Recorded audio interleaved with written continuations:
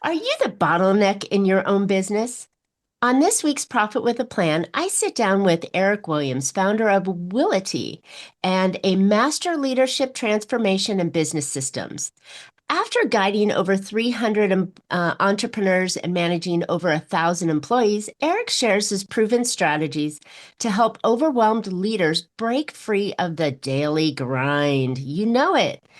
So if you're constantly solving that same problem, stuck doing the task you know that should be delegated, or you feel like stepping away from your business would just make it collapse, this is the episode that has a blueprint for freedom. So in this episode, your owners, if you've done all the things and you're ready to build a business that finally works for you, then watch out for this episode.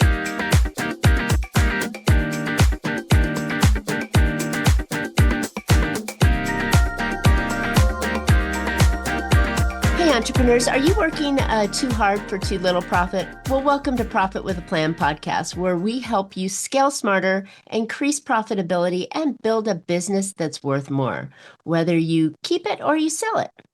I'm Marcia Riner, business growth strategist and profit booster behind Infinite Profit. I've helped countless entrepreneurs to turn their businesses into highly profitable and sale-ready assets, so they enjoy more money now and a bigger payout later on. So join me for practical strategies, expert insights, and proven steps to make your business more profitable, more valuable, and built to last. By the way, today's episode is sponsored by Infinite Profit, where we don't just talk profit, we deliver it. But before we dive in, I wanted to share something special with you. What if you could have your entire marketing system run smarter, faster, and simpler starting today? The Profit Booster Marketing Hub is built for busy business owners who want better leads, smarter operations, and more sales without hiring a team or learning complicated tech. For a limited time, you can get a free 30-day trial and try out the full suite at profitbooster.biz. You'll finally have one place to attract and convert more prospects, stay consistent with your social media and email marketing, automate follow-ups without sounding robotic, book more appointments directly into your calendar, and stop duct taping tools together. So if you've been waiting for an easier way to market your business, this is it. Go claim your free trial at profitbooster.biz. All right, let's jump into today's episode. Our guest today is Eric Williams, founder and chief business transformation officer at Willity. After 20 years leading teams, hiring, training, and managing over 1,000 employees, he also did advising for 300 entrepreneurs, managers, and executives. He started Willity to help overwhelmed leaders, executives, and entrepreneurs to get their business and, more importantly, their lives back on track by focusing on three key areas. That's the mechanics of their schedule and work, their leadership skill sets, and honing their identity and personal superpowers as leaders. He takes leaders and businesses through a process of eliminating, batching, systemizing, delegating, and automating to streamline their operations, time, and impact. Welcome to Profit with a Plan, Eric. I'm excited to have you on today. Yeah, thank you so much for having me on. This is my favorite subject, so All looking forward right. to talking about it. Don't we love just getting in our own geekiness and doing all this? Yeah, absolutely. So how did you fall into processes? What pulled the love in for you? Yeah, this was something that as I was continuing through my career, my work, my business, one of the things that I realized over many years was that my special skill set is around the operations, the kind of implementer operational support for visionary founders, leaders, entrepreneurs. So as much as I would like to be, that's not the visionary part is not my strong suit, something that's where I flex into. But I love working on the process, building systems, building out teams, figuring out how to support people in a meaningful way, not as not just building teams to build, cogs in a machine, but how do you support Mm. them? How do you get the best out of them? How do you structure the environment and the check-ins and the accountability processes to really help them do their best work, be able to support them to be able to grow the business, the outcomes that you're looking to get. And so that was really something that I've been passionate about throughout my career and my work is just building those things. I like to do the building. I'm a builder, and so that's getting all of those systems in place to run efficiently, and not always overbuilding, but just building kind of what's the acceptable level to get this outcome. What's really going to drive the needle to getting these things done. Well, I think it's an important part of every business. And I think that's the part that kind of gets looked at later in their growth phases for companies. I found that if you do this earlier and you create systems and processes on repeatable tasks, and hey, business owners, like 90% of your business should be repeatable tasks.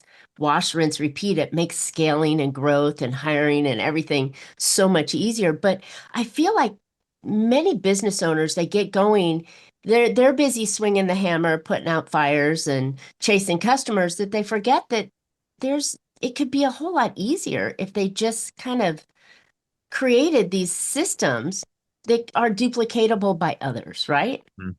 Yeah. Yeah. Oh, And that's, go ahead. sorry, did you have a No, question? I was just Okay. going to say, Yeah. that's where I think they fail miserably. Yeah. Yeah, I would agree. And that's what I see in all the entrepreneurs I talk with. Some are able to do it quite well. And I think the ones you see effortlessly transitioning into a business that grows and scales, it's skills that they've built or practices that they put in place where they are doing it without thinking. It's just part of Mm, their mode of operating. And so they don't necessarily recognize that it's needed because they just do it. They do it that mm, way. They figure out, the leading edge problem. They find a solution, they hand it off to someone else, say, here's what I figured out so far. This will get us 80-90% of the way through systematizing this part of the business. Go and do it. Like I'm going to hire someone to come in and take handle that part of the business. But a lot of folks, when you're getting started, one of the warnings that I have is to not overbuild your business or overplan on the front end. It's really something you need to do and ladder up over time. Because if you build out, what the business looks like at 100, let's say you're starting out just a founder solo still, if you build out what this business is going to look like at 100 employees and really go into that level of detail, that about who's going to talk to who, what do those operations look like? That's not where you need to be spending your time when you're just getting started, when you just have yourself, a small team. But you do need to do this incrementally or at specific points in your growth phase. And it's usually when your current systems are starting to max out, where you're finding yourself starting to take back on things that maybe you've delegated in the past, or there's mm. too many new clients coming in, or too much client work that you have to have your hands in. Those kind of warning signs are really the things that should tell you, despite feeling like you need to go do the work because the work needs to get done right at that moment, you should listen to your body, listen to what your mind's telling you about when you're starting to get pulled in that direction. That's actually when you need to pull back and figure out what the delegation looks like, what the automation, what the systems look like to do that at the next level. So that's one of those central tensions in the growth phase of I recognizing when you need to be there and do it early enough that you still have time and bandwidth, and not so late where you're already working 80, 100 hours a week because you thought it was just a busy week or a busy month and it turned into months of that. It's Yes. hard to get out of that, but when you have that busy, 50-hour week, 60-hour week, or something in that direction, those kind of weeks should tell you, hey, is this something that's likely to continue? Let me solve it now because it's only going to get worse as you grow, especially if you're finding success. That is brilliant. Saying, okay, here's the red flag, right? I'm working more than I did last month. I may have more clients or whatever it is, but this thing could be automated or systemized in a way that I can, like you said, delegate and hand off, or I can, even delegate handoff to, the new AI versions of things going on. But if you can't get it out of your head onto a piece of paper or onto a document, then you're just gonna keep chasing your time going forward. And I think that those red flags, and would you mind repeating them because they were really important. These are red flags that will tell you it's time to put a system for that in place. Yeah. There, I think in the context of what I just shared, the red flag was around your time, but that's not, I was reflecting on that as after I said it, that when you hit 50, 60 hours, it's assuming you're working 40 or that you want to, or that's where you are, and that Right. you're, not wanting to work 10 hours a week, 20 hours a week, and it's starting to stretch farther. But it's really recognizing, and I'm not saying that your business is always consistent, that there's never push phases, that that's part of being a business owner. There's always ups and downs. However, the red flag to be aware of is when you have consistent busy weeks, when you are trying to use the excuse, oh, this is just a tough week, next week will be better. You get to next week, it's still busy. You get to the following week, it's still busy, right? Right. I'm sure you've been in those positions. I've been in those positions. A lot of my clients have been in those positions. And that's where you start to get into a tough cycle where you are working because you need, your business is growing, you have more demand. And and so you want to, it's an exciting thing that things are growing and that you need to put more time into it. So there's some mental things to deconstruct here about, yes, exciting, but you also need to solve it with your systems, your automation, so that you don't get trapped in this cycle where you're overworking yourself, you're getting worn out. That means the following week, maybe you're not operating at 100% capacity. Maybe your capacity goes down to 90% or 80%, which means you have to work longer that week, which means maybe you're getting less sleep, which means the following day, the Are following you week. describing my week all over Yeah. again? Stop it. You're Yeah. you're making me think that, oh my goodness, I needed to have that system in place. Yeah. But this is crazy because you were in flow when you were talking about it earlier, and I didn't write it down fast enough, but you had said a couple 3 points before the time point about, oh, well, if this happens, that's when you want to look at it. And I think it was something along the lines of, when you start to see that repeated document or that repeated thing that you were Oh, yeah. doing that triggers you to go, hey, maybe I can have somebody else do this. But here or there, we'll play back and make sure we put it into the important parts of the podcast notes on that. But I Yeah. think that that's really awareness is the Yeah. first step that we need to have when we're looking at, oh, how can we do this better, right?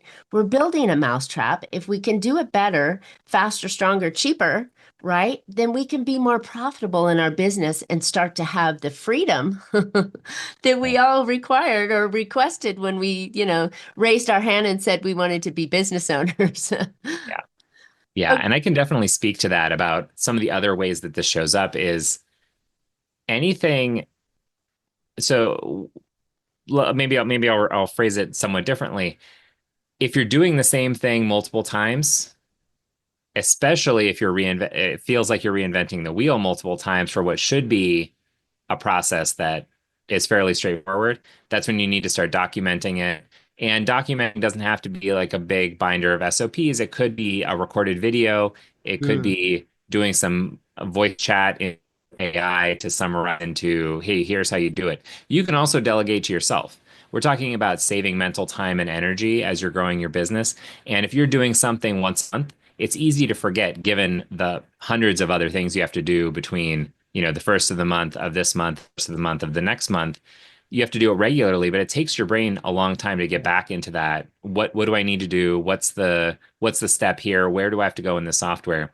And so if you do it once, you can essentially train yourself or train someone else. But that's sort of how we want to think about the nuts and bolts of your day is love it. what can you delegate to yourself, future, or to someone else? What is it about this process that I can take and walk through? You may have it ingrained in yourself.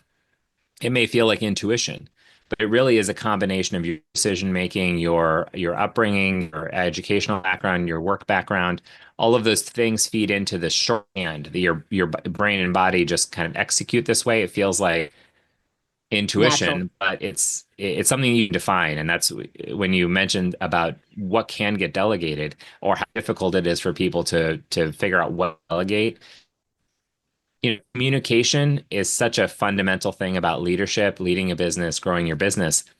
And we say that, but what does that mean? What does it mean in the sense of delegation? What does it mean in the sense of building your team?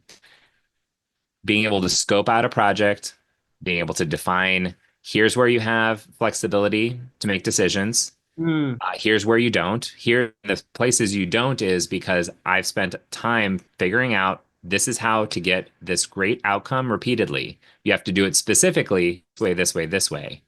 But there's some flexibility there where you can kind of, whoever's you're delegating to can have their own nuance, their own approach. And so that's the sort of thing that you want to think through as you're working on as you're working, think about what mental steps am I going through this process? Why did I make a decision about this potential client, the follow up with this potential client this way versus doing it this way for this other client? These things you can start to define because you can start to get it out of your head and create systems and guides about how this work is done. That's the stuff that really frustrates people when they're trying to delegate is not having that, whoever you're delegating to doesn't have your background. They don't have your education. They might have different kind of lens that they're looking at the world through. And that's fine. And it's great to have with diverse ones and experiences. However, you need to define where the process needs to be done exactly this way versus that. And usually it's easier that while you're in there, while you're doing the work, to be able to reflect, but you do need to build in some additional time to actually go in and do that work. It's kind of the deeper mental work about how I'm making decisions as opposed to just doing it off of intuition. Uh, you know what? That is a common problem that people do. They'll come in and they'll go, okay, well, just do it, right? And here's the task, go do it, right? Or Mhm. they'll over document the whole thing. And yeah, so you pick up the phone, you dial one first, you dial eight, and so they never seem to put a framework together, is what I'm hearing out of this Mhm. story that I think is really helpful when you're setting these procedures or policies up, as if you have this framework. And I love how you said you've got a little bit of freedom or flexibility in this area of it where the task, the person that's doing the task can now add their own flair into it or come up with something creative to make it, better, faster, stronger, less expensive, on their mind.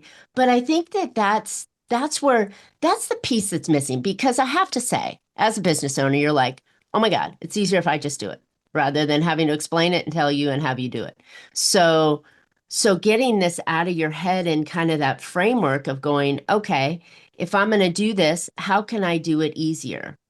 And as an example, and maybe you can talk to this a little bit, is one of my clients is handling one-on-one relationships with her customers.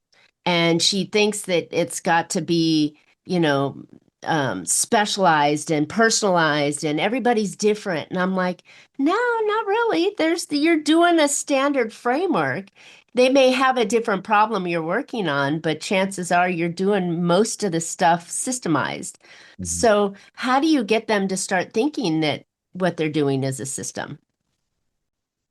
Are your podcast guest appearances leading to real business, or are you just hoping that listeners will take action? With the Profit Booster Podcast Monetization Hub, we turn your interviews into lead generating machines so that you capture, nurture, and convert listeners into paying clients. So stop leaving money on the table and get started today at profitboosterpod.com. Yeah, that requires some backing up on what they're actually doing, and that's why we go through a process of an analysis of what's going on in their day-to-day schedule and Mm. really understand what needs to be done with it, because that's where you start to see the patterns. Things start to become familiar in that case. And so I think in the context of like your delivery of client work, right? Because it may feel like there's an intense amount of things to customize, but it could be that you're actually only customizing 10% of it. and that the rest of it could be in templates and in guides, or even just like it gets customized here, it gets customized here, it gets customized here, but by and large we're delivering this, or should be. And so I think the interesting point here about where people get I think hung up on the kind of custom or unique or applying something new to each and every client is that's tough. And if you want to have a company that's like that, that's fine. If you Exactly. want every project to be new and novel, some people really thrive on that. That's fine. If you want to have a business that's just you, or maybe you and a couple people, that's also fine. Like there's no judgment attached to where you want your Sure. business to be. But if you are hitting these boundaries where you really need or want some more revenue in the door, more profit in your business, more time, then you need to figure out how to do this. And one of the Mhm. things I think flipping the narrative about what it means to systematize your business and your delivery of work for your clients is that you're trying to replicate the genius, the intelligence that you're bringing to the problem, the solutions that you figured out, your commitment to excellence for your clients. You're figuring out how to deliver that repeatedly and to more Mhm. people. And so you're delivering more value to more people by doing it systematically. It's another way to think about it is if you do it a different way every time, then what are the odds that you're going to make a mistake? That one of the things that you do differently that particular time is actually going to be counterproductive to the whole thing you're doing with Mhm. your clients. And so that's why I like to challenge folks that I work with around how they're defining what that delivery service product delivery is for their clients, and what can be systematic about it, what can be predictable about it, how do they replicate what they're bringing to the table in a way that allows them to deliver that value repeatedly and consistently, right? That Repeatedly, that's consistently, and at a high quality level. That's right on point because I deal a lot with the legal space and attorneys as well. And they always like, well, they're buying my brain. And I'm like, no, you still have processes that are there. You still have systems that you do the same thing.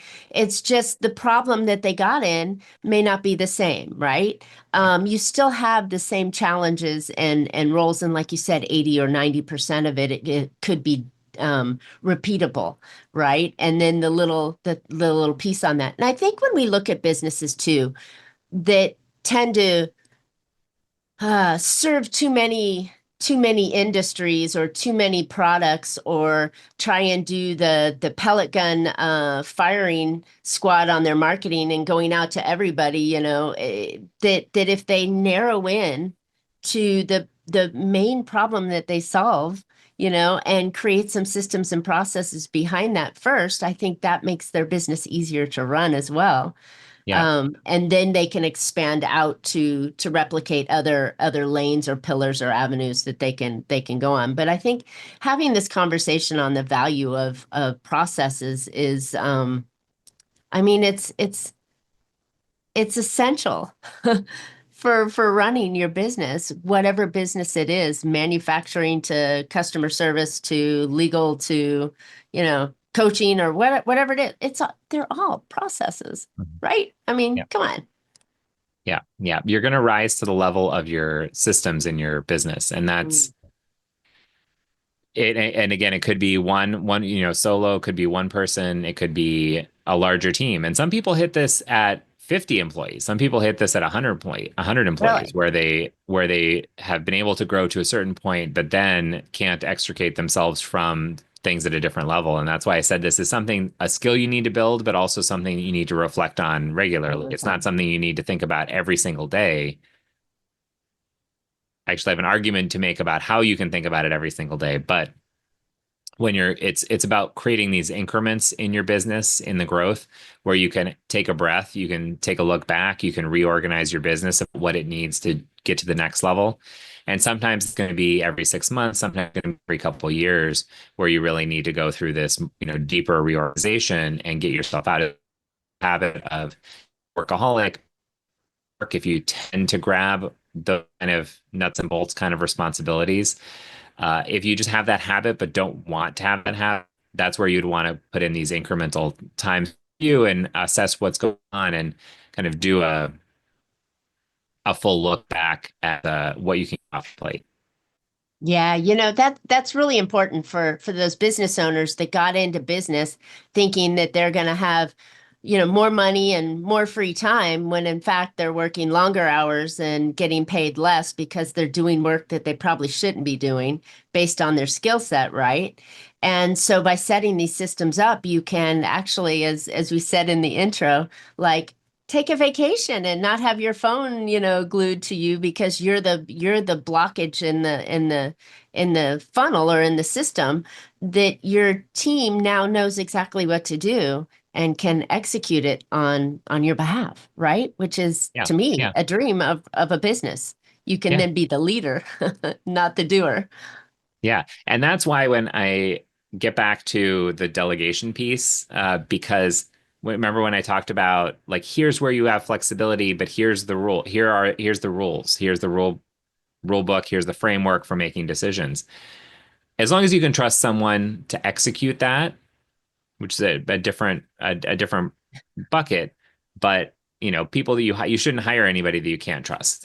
Sure. That's a short version I wanted to asterisk. But you have the rules, you have the framework, and you've trained them on it. They have like this is how you make the decisions. You should be able to trust that person to execute because you've Mm, given them the boundaries. Here's what you can do, here's what you can't do, here's how you deliver this. This is the order that this gets delivered. And and therefore when you walk away, that's when someone should be able to they should have enough information, enough context, enough of the framework, enough of the boundaries to be able to go on and execute that. And that's how you get it fully off your plate. And it's not to say you don't do that periodic analysis, that you don't have reports back, sure. whether it's weekly or monthly or whatever, but that gives you the visibility of is this person executing within the framework I gave them, within the boundaries, and executing this along those lines. Because then it's very easy also to manage that person and say, hey, here's where it went off the rails. Like this, it's this step. It's Exactly. not just that the project went badly. It's that if you have that outline, if you have that process, you can really deep dive with that person on your team and say, like, where did this go wrong? Either you didn't listen or the process was wrong, right? Like you can take ownership as the employer and the business owner to say, hey, I didn't explain this well. Like you executed along the lines of the guidelines I gave, but the guidelines weren't right, right? So, but you can go in and troubleshoot, but that's how you continue to optimize and change. And it means that if you find a place in that process, you can tweak and change it. Yeah. You don't need to go back to the drawing board and rewrite the whole process. You know exactly where something is getting where it's Where the rubbing ball's too been much. dropped. Yeah, where the ball's been dropped or where there's an opportunity to improve the process. Yeah. You don't need to touch the whole thing. You just need to narrow in on here. There's a better way to do this particular part. And I think these are great tools for when you're building processes from scratch. But Mhm. even when you're already a flowing business and you've got somebody in a role that's already doing the job, you can always engage the employee to help you create the process that they're going through. Or if they're a relatively new employee, how did you do it at company A now that you're here at company B? Yeah, Do you have any input? This is the way I do it. What are your thoughts on that? I mean, it's actually really helpful and encouraging to the employee to be asked what their thoughts and opinions are, but it can also give you some insights as a business on how to improve it and make it better. yeah. Yeah, but you need a place to start. With Exactly. you need to have something written down, something Somewhere. articulated so that you know if you're going to make improvements, right? Because I'm all about having great, good flow of communication between people on the team. And I think the boundaries are an important part of that because then they know what's inbounds, what's not inbounds. And when you're looking at that process to improve, right? The person who's actually doing the work could find and propose, here we could do this part of it differently. But if it's just kind of amorphous and not defined, it's really hard to Exactly. propose changes and make meaningful changes moving forward. I love it. I love it. So this is a really fun topic for me. And I know I can see you're completely passionate about it and you know this stuff. And this is like you said, you like to take things apart and put them back together again. Um, but it's like every business needs to have these, whether it's the the customer journey that they go through, the marketing process they go through, the sales process they go through, the delivery of the product that they go through, their accounting. I mean, every division or job in a company needs to have processes. And I think, like you said, if you just incrementally chip away at writing down what it is that you do, even if you lost that employee and you had to hire another one, now you have the exact thing that the first employee was doing, so that the new employee can step right in and start doing the same thing. It's just, to me, it boggles my mind that businesses don't do the processes or don't get it on paper, or worse, they spend a lot of money getting it on paper and then never follow it. But it's like, I mean, that's a whole nother story down the path. But I mean, these are really important pieces to running a real business. And having those in place earlier rather than later, I think is what's going to do it. Besides the fact that it means value to the bottom line. Yeah. Yeah. Yeah. And that's how having these, knowing exactly where the levers are, right? I think this is in this conversation, just the analogy I'm going back to is where you can tweak and change in your whole process. But that's where you can start to identify where's the drag, where are we spending too much time? Where's the drag on, we're spending too much money on this, the expenses are high. But if you don't have that outlined, it's really hard to say. You might just be looking at, total dollar of expenses, total revenue, and just not know what to do with it, or Exactly. how to go about fixing it, where it needs to be fixed. Because you could also find that there's a cash drain in this process once you have this outlined, and then you can figure out it's not about fixing the whole process, about fixing it right where it needs to be. Mm. And then when you think about selling the business too, who wants to buy a business that has no guide, no rule books, no process plan, right? Because if you're trying, whether if you're trying to buy a business and so then flip this to if you're going to sell it, if you're looking to buy a business, if that person who's the business owner operator is gone and taking the whole business operations in their head with them, you're not going to want to invest very much in that business because there's a If at all. high, even if the financials are good now, there's a high risk. It could, if you can figure it out, fine. If you're thinking about selling the business in place, it makes the business valuable to a potential person to come in and run it because they exactly the playbook to run the business. Yeah, geez.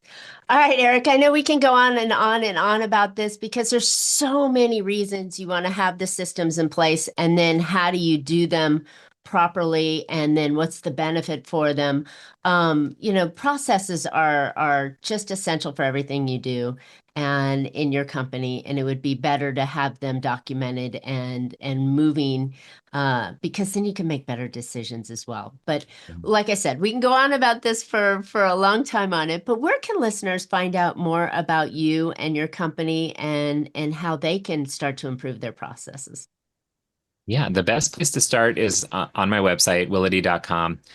We have a class that really outlines the big three red flags that you should be looking out for in your business, as a four-step plan to really get your business streamlined and automated. What do you need to do to actually make that happen, put that in place? So that's at willity.com/watch. That's really the best place to get started. Anybody who watches that, I'm happy to hop on the phone and just troubleshoot their business where they're at, see if they need help. Happy to talk about what that looks like. And if not, happy to provide suggestions and help get them on their way.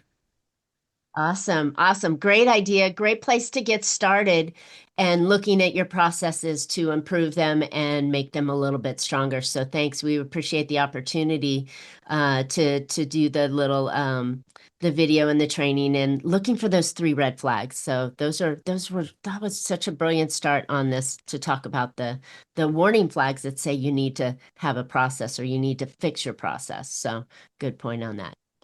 All right. Well, thanks for tuning in today. I hope you picked up some valuable insights and actionable ideas that will help you make your business more profitable. And if you're ready to simplify your marketing and start getting better results, go grab your free 30-day trial of the Profit Booster Marketing Hub.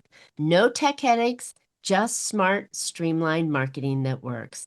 Head over to profitbooster.biz and get started today. And don't forget to subscribe. You don't want to miss future shows. You can always catch Profit with a Plan on any of your favorite podcast players. And looking forward to more great profitable information on next week's show. So until then, make your plans and profit with them. Thank you so much, Eric. We appreciate you being on the show today. Great. Thank you so much. I'm glad to be here.